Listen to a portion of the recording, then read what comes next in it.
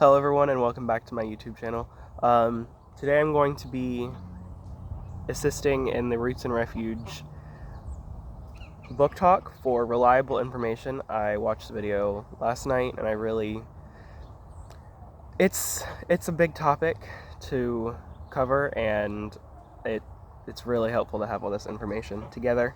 And yeah, a lot of not good information's out there, especially from online and everything. So these are some of my top picks. I'm not new to gardening, I'm not new to homesteading, but these are more geared towards getting more of a push in the right direction, I guess, more so permaculture and stuff like that. But getting started is my thing, because a lot of people will tell you can't do it. A lot of people will tell you that it's not going to work out. Don't listen to those people, because it's going to work out. It might take time, but it's going to work out. The first one that I have is the Chicken Health Handbook by Gail Damerow. This book, really helpful. My friend gave this to me, and she actually has referenced this many times when I've been asking questions to her, and I have since used it. I haven't had it all that long, but I have used it a lot. I read it very quickly. But I'll go over the charts really quick. They have chicken health, health and nutrition, anatomy of a chicken, external parasites, internal parasites, which is really good, and they give really good descriptions. And I'll go to that in a minute. They have infectious diseases, environment-related problems, diagnostic guides, post-mortem examination, therapy, enhanced immunity, incubating and brooding, and chicken and human health. We'll get to one of the things really quick, but I do like that what Jess is doing, because it's much needed, and I feel like this is a very good place to start.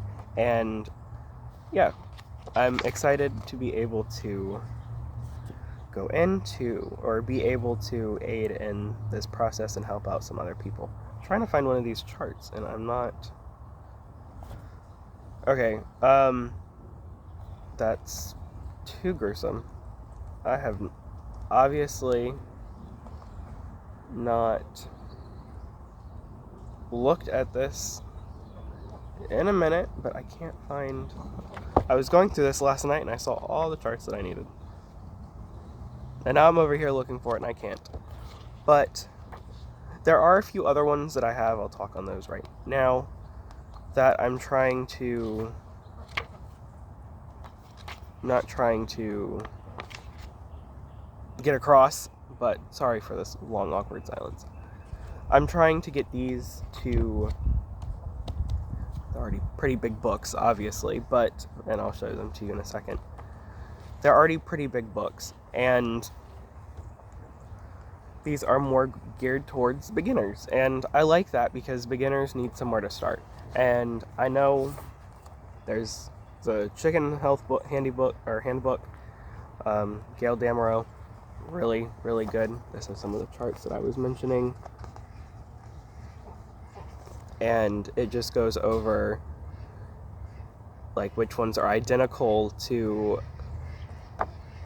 identify and things like that. There's different ones. It tells you what they look like shape. It goes into so much information, like it might be a little overwhelming, but it's good, reliable information from what I have found. But so this one I'll recommend. I will recommend these because this is good, reliable information.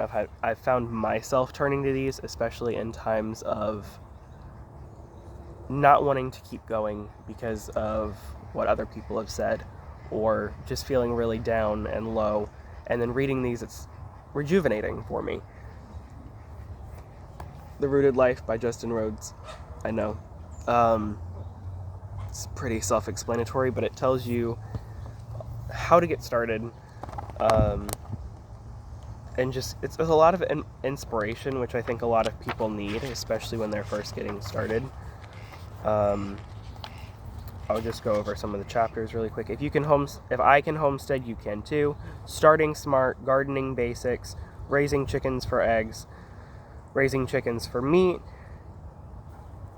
and the joy of the harvest and recipes, stuff like this. And this is a really good book to invest in because, like I said, it teaches you how to do things, but it also gets you out starting good, in a good place, instead of, because some things are going to tell you, oh, go and spend a lot of money and get in debt. Don't do that. If you can start small, start small. I know Jess always has her mantra of turn your waiting room into a classroom, and I'm a really big advocate for that. Second to more first-time people. First-time gardener and the first-time homesteader. Those are really good books. I have turned to these a lot. I have notebooks inside of for all three of these books with different notes that I've taken, inspiration, and I've read them so many times that I'm able to do this. But it's so helpful, and I just couldn't think I didn't think any of these books would help me as much as they do, and this might be overkill saying this, that they help as much as they do, but they do. So incredibly helpful. Like Jess has a chart in here. There's charts on here. This is the first time homesteader, but there's charts on a bunch of things. Why aren't my birds laying? I know in the first time gardener, there's vegetable growing charts. There's soil amendment stuff.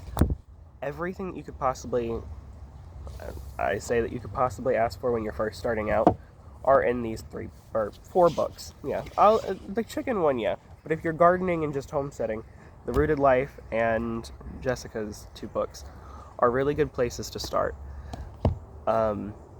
Also, as much as you might want to get out and just do a bunch of research online. Jessica's already said it. A lot of people have already said it. Just do more research, and what I would try to find are where, if you are going to, I'd say about 5 or more sites, and information crosses, like, during every single one. Like, you have one that says, I'm just going to do a light example. It's kind of early. The tomatoes are, like, this is just an example. Tomatoes are red. You know tomatoes can come in different colors than just red, but there are 5 or 6 other websites that say tomatoes can come in different colors. They're this, and this. Things like that, or just finding parallels between different things. Different resources, like this book, or just parallels are really, really good when looking for information. That's what I've tried to do in all of my research, is trying to find a parallel. Like when I was looking up my strawberries, I was on Instagram doing research, talking to people who had grown strawberries for a number of years. I was doing research on a bunch. I went to probably 20 different websites and wrote down a bunch of different things from each website, parallels between each one, and if it was in almost every single one or every single one, I was going to consider that information true. A lot of people are different on how they judge that, but I was going to consider that true because it was in so many different sources. Now, I did try a lot of different sources, and then looking at different books, seeing, does this align with my practices? Like, I garden organically, so does this align with my practices? Things like that. I'm running out of time here, but these are my top picks for reliable information. First off, you know that they're written by a real person, but also I just find myself going back to them time and time again for a recharge, a refuel, things like that. So thank you guys for watching. And I hope this gives you some sort of glimpse into starting somewhere. And yeah, thank you guys for watching, and I'll see you in the next one. Bye, y'all.